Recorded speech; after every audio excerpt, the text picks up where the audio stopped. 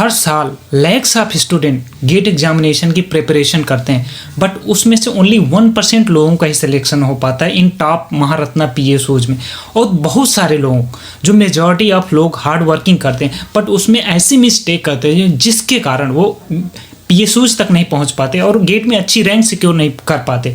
ऐसी कौन कौन सी मिस्टेक हैं जो स्टूडेंट करते हैं और उनको नहीं करनी चाहिए। Hi everyone, if you are new in my channel, so my self Arvind, I am a corporate HR in PSO. So let's start the video. सो सबसे पहले बात करते हैं मिस्टेक्स। द मिस्टेक नंबर 1, वो हर सब्जेक्ट में पीएचडी करने लगते हैं, बट यहाँ पे तुमको पीएचडी नहीं करना है, तुमको एग्जाम ओरिएंटेड सब्जेक्ट ही पढ़ना है। तुम्हारा अल्टीमेट टारगेट है गेट स्कोर करना, अच्छी रैंक लाना, नॉट कि तुमको यूनिवर्सिटी सब्जेक्ट में पीएचडी करना है।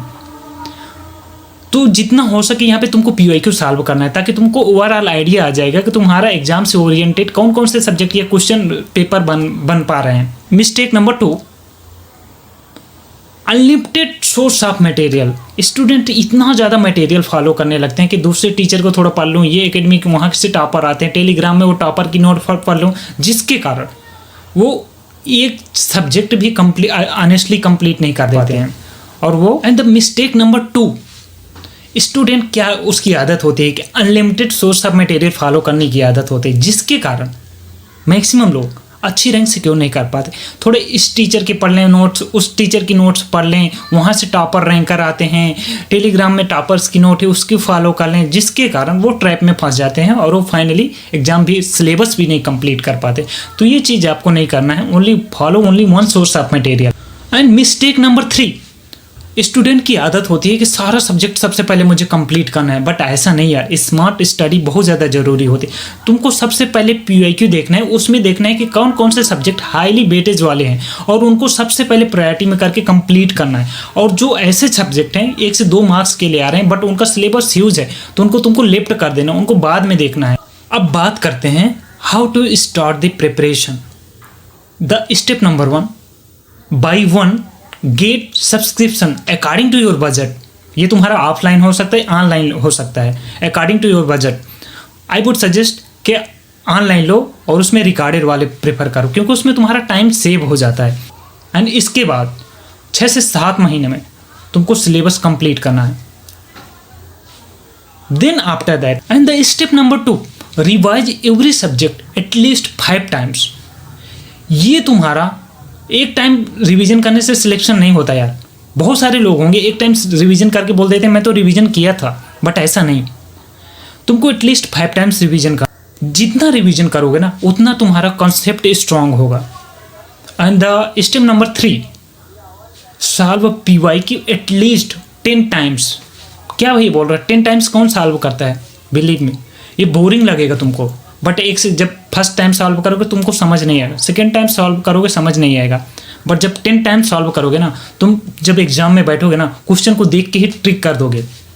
इतनी पावर होती है मल्टीपल टाइम्स सब्जेक्ट पीवाईक्यू को सॉल्व करने की।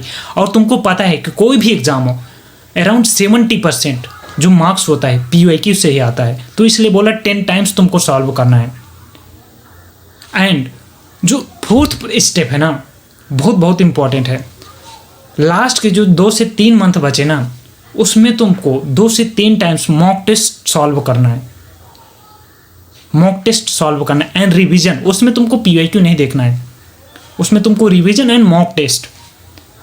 एंड जो 5th है, जितने भी तुमने पीवाईक्यू सॉल्व किया और मॉक टेस्ट सॉल्व किया, उसकी एक सेपरेट शॉर्ट्स नोट्स बना और उसमें सारी मिस्टेक लिख दो कि कितनी तुमने मिस्टेक किया, ताकि तुम एग्जाम में जाके एक भी मिस्टेक ना करो। जितनी भी मिस्टेक थी ऑलरेडी तुमने कर दी।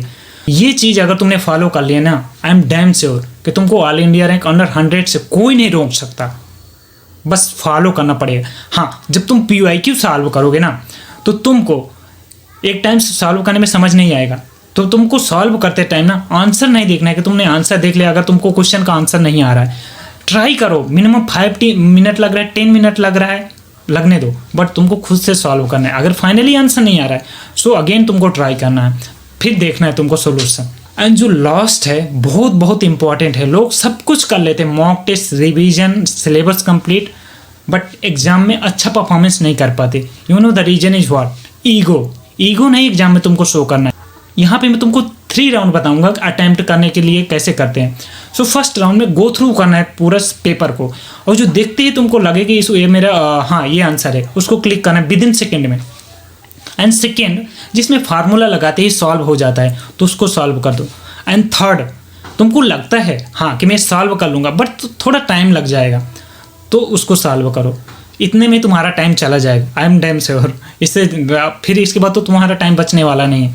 सो ये चीज़ ना बहुत बहुत इंपॉर्टेंट है। ऐसे एग्जाम का पेपर मिलता है तो फर्स्ट नंबर क्वेश्चन से सॉल्व करना स्टार्ट कर देते हैं और वहाँ पे अपना ईगो दिखा देते, जिसके कारण उनका सारा टाइम बर्बाद हो जाता है, और जो अच्छा स्ट्रेटजी वाला बंदा होता है वो रैंक अच्छी ले जाता है। तो follow this my point, believe me you will get good rank.